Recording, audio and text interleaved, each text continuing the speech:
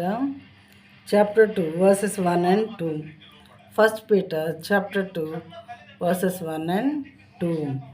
So put away all malice and all deceit and hypocrisy and envy and all slander. Like newborn infants, long for the pure spiritual milk, that by it you may grow up into salvation, if indeed you have tasted that the Lord is good. చూడండి ప్రియమైన వాళ్ళారా, తెలుగులో చూద్దాము.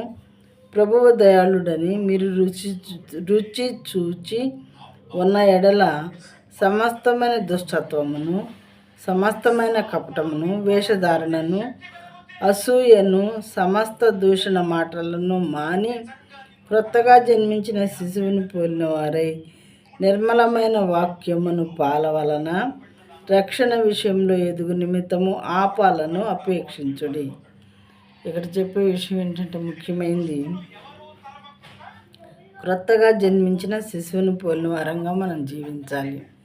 ఈ new ఇయర్లో దేవుడు మనల్ని కోరుకునేది ఏంటంటే, క్రొత్తగా జన్మించినటువంటి శిశువును పోలిన.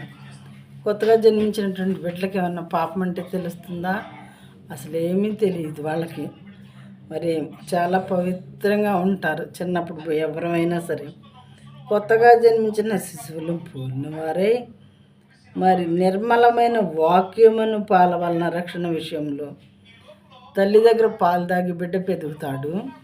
అయితే మనల్ని దేవుడు ఏమని చెప్తున్నారంటే, వాక్యము వాక్యము వాక్యము, దేవుని వాక్యం చదవండి. నా వాక్యాన్ని పదే పదే అదే పనిగా చదవండి. చదివి బలాన్ని పొందుకోండి. దానివల్ల మీరు పెద్దవాళ్ళు అయ్యి రక్షణ విషయంలో స్ట్రాంగ్గా ఉండండి. ఆ పాలు తాగుతూ, అంటే దేవుని వాక్యం అనే పాలు పదే పదే త్రాగుతూ మరి బలవంతులై ఉండండి. సైతాన్ని వేసేటటువంటి బాణములను ఎదిరించటకు బలం గలవారై ఉండండి. ఈ వాక్యం అనే పాల వలన పోషింపబడండి అని చెప్తూ ఉన్నారు. ప్రియమైన వాళ్ళారా, మనం వాక్యాన్ని ఎంతవరకు చదువుతున్నాము? ఎవరన్నా చెప్తే ఎంతవరకు వింటున్నాము? వినటం కన్నా మనం చదివి అర్థం చేసుకోవటం చాలా ఉత్తమమైంది. ఆ తర్వాత సెకండ్లీ మనం వినాలి. ఎవరన్నా పెద్దవాళ్ళు చెప్పినప్పుడు వినాలి, దాన్ని ఫాలో అవ్వాలి. విని వదిలేయకూడదు. చదవాలి, ఫాలో అవ్వాలి, వినాలి, ఫాలో అవ్వాలి.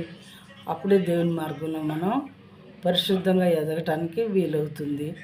దేవుడు అదే కోరుకుంటున్నారు. వాక్యం అనే పాలు తాగండి అని చెప్తున్నారు.